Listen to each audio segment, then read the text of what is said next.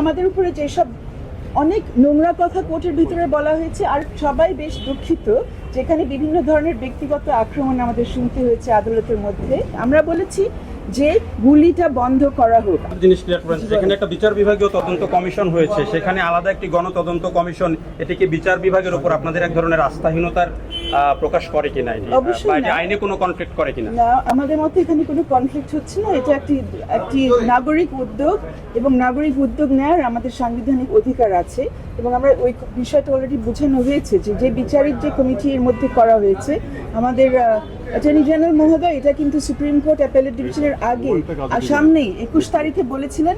আমাদের প্রধান, আপনারা অনেকে ওখানে ছিলেন আদালতে, প্রধান বিচারপতি বলেছিলেন একটি কমিশন গঠন হয়েছে।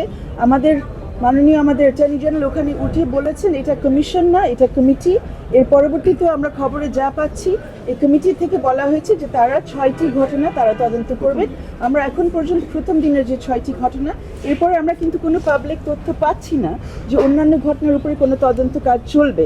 সেই পরিস্থিতিতে মনে করা হয়েছে যে একটি জাতীয় গণতদন্ত কমিশন, এবং আপনারা খেয়াল করবেন বাংলাদেশে কিন্তু অনেক নাগরিক তদন্ত কমিশন এর আগে করেছে। আমাদের সুপ্রিম কোর্ট বার অ্যাসোসিয়েশন থেকে 21শে অগস্টের সেই ঘৃণ্য ঘটনা যখন ঘটে, 21শে অগস্টের গ্রেনেড হামলা, সেই সময় আমাদের বার অ্যাসোসিয়েশন থেকে একটি গণতদন্ত কমিশন করা হয়, বার অ্যাসোসিয়েশন করেছিলেন। এর আগে আপনারা সবাই জাহানারা ইমামের গণতদন্ত কমিশনের কথা সবাই জানেন। মাঝখানে আরো অনেকগুলো হয়েছে। সাম্প্রদায়িক হামলা যখন হয় 2001-এর নির্বাচনের পরে যখন সাম্প্রদায়িক হামলা বিভিন্ন জায়গায় হয়, আমরা অনেকে সেই তদন্ত কমিশনের সাথেও জড়িত ছিলাম, তদন্তকারী হিসেবে, আইনজীবী হিসেবে স্বেচ্ছাশ্রম দেওয়ার জন্য। তো তদন্ত কমিশন, গণতদন্ত কমিশন করার অজস্র উদাহরণ আমাদের স্বাধীন বাংলাদেশে আছে। কোনোদিন বলা হয়নি যে নাগরিকরা তাদের মতো তদন্ত করবে না। আমরা কোনোদিন বলিনি যে তদন্ত কমিশনের কাজটা, এখনো বলছি না এটা বিচারের উপরে কোনো হস্তক্ষেপ করবে। তদন্ত করা হবে, একটি প্রতিবেদন পেশ করা হবে, যদি সেটার ভিত্তিতে বিচারিক কোনো ব্যবস্থা নেওয়া হবে, যদি সেটা ফেলে দেওয়া হয় বঙ্গোপসাগরে ফেলে দেওয়া হবে, সেটা তো রাষ্ট্রের ব্যাপার কি হবে। আপনাদের এই যে পিটিশনের সাথে গতকালকেও শুনানি হয়েছে, আজকেও হলো, আগামীকালও হবে।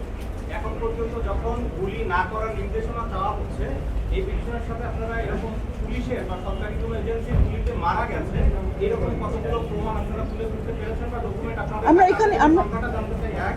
আর দ্বিতীয় প্রশ্ন হচ্ছে, সরকার পক্ষ থেকে বারবার গতকালকেও বলার চেষ্টা করা হয়েছে যে আন্দোলনকারীদের কেউ আপনারা না, বা শিক্ষার্থীর কেউ আপনারা না, এই বিষয়টি বারবার করে বলার চেষ্টা করা হচ্ছে। এটি কেন করছে, তারা কি দুর্বলতা করতে চায়? আমি প্রথমে বলি যে আমার মনে হয় আমরা সবাই বেশ দুঃখিত যেখানে বিভিন্ন ধরনের ব্যক্তিগত আক্রমণ আমাদের শুনতে হয়েছে আদালতের মধ্যে। আমরা সবাই এখানে এসেছি প্রথমত নাগরিক হিসেবে, দ্বিতীয়ত এই আদালতের আইনজীবী হিসেবে। আমরা সবাই সংবিধানের প্রতি শ্রদ্ধাশীল, শুধু মৌলিক অধিকারের ক্ষেত্রে না, আপনাদের জন্য এটা প্রযোজ্য। আমাদের 21 ধারা সংবিধানে যেখানে বলা আছে আমাদের সবার উপরে কর্তব্য রয়েছে যাতে আমাদের সংবিধান ঠিকমতো প্রয়োগ করা হয়, এই দায়িত্ব নিয়ে আমরা এখানে এসেছি, আর কোনো কিছু করার জন্য না। তো আমার মনে হয় আমাদের উপরে যেসব অনেক নোংরা কথা কোর্টের ভিতরে বলা হয়েছে, আরও একটা জিনিস আপনাদেরকে একটু বলতে চাচ্ছি, আজকে শুধু একটি আদালত না, অনেকগুলো আদালত আজকে চলার কথা ছিল।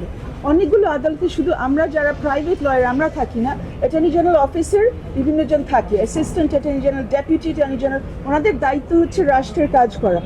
ওনাদের নির্ধারিত কোর্টে না থেকে সবাই কেন এই বেঞ্চের মধ্যে ছিলেন?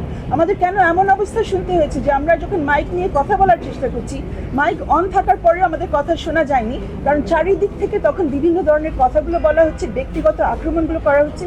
এই পরিবেশ কেন কোর্টের মধ্যে রাখা হবে? যারা এই পরিবেশ তৈরি করছেন ওনারা কোর্টের উপর আস্থা রাখছেন কিনা সেটাই আমাদের প্রশ্ন। আমরা গেছি আমাদের একটি পিটিশন নিয়ে, আমাদের কিছু বক্তব্য রাখার জন্য, সংবিধান হাতে নিয়ে, আমরা আর কিছু করতে এখানে আসিনি, এটা পরিষ্কার করলাম। আর আপনি যেটা সংখ্যার বিষয়টা বললেন, আপনার প্রথম প্রশ্ন ছিল যে কয়জন এর মধ্যে গুলিবিদ্ধ হয়েছে, কয়জন পুলিশের গুলির মাধ্যমে নিহত হয়েছে এবং সংখ্যা কি। এর মধ্যে আমরা কোনো সংখ্যার বিষয় এখানে নিয়ে আসিনি, একটাই আমরা তুলেছি যে পত্রপত্রিকা থেকে আমরা যে তথ্যটা পেয়েছি পিটিশনটা লেখার সময় সেটা আমাদের সামনে ছিল।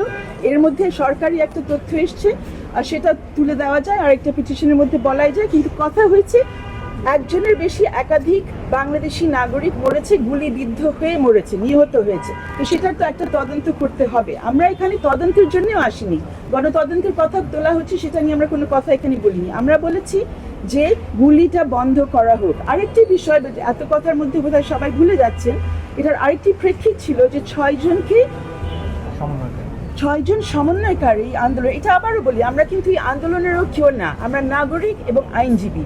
আমরা এসছি সেই দায়িত্ব থেকে যে আমরা দেখছি অন্য 6 জন নাগরিক যারা একটি আন্দোলনের সাথে সম্পৃক্ত, বলা হচ্ছে যে তাদেরকে ডিবির হেফাজতে রাখা হচ্ছে। আজকে আমরা শুনলাম যে এর মধ্যে তাদের বাবা মা তাদের সাথে দেখা করতে গেছেন। একই কথা, ওনারা কিন্তু নাবালক না, ওনারা একটি আন্দোলনের নেতৃত্ব দিয়েছেন, সাবালক অ্যাডাল্ট সুস্থ মস্তিষ্কের। এই অবস্থায় তাদেরকে কাস্টাডিতে রাখা হয়েছে, এটা অ্যাডমিটেড, কেউ ডিবেট করছে না যে তারা কাস্টাডিতে আছে। সরকার পক্ষ বলছেন ওই কাস্টাডি লিগাল, আমরা বলছি সেই কাস্টাডি লিগাল না। আমরা জানতে চাচ্ছি কোন লয়ের আন্ডারে ওনাদেরকে রেখেছেন। ওনারা বারবার বলছেন ওনারা নিজে যেতে চেয়েছেন। এখন নিজে যে যেতে চেয়েছেন এই প্রমাণাদিটা কোথায়?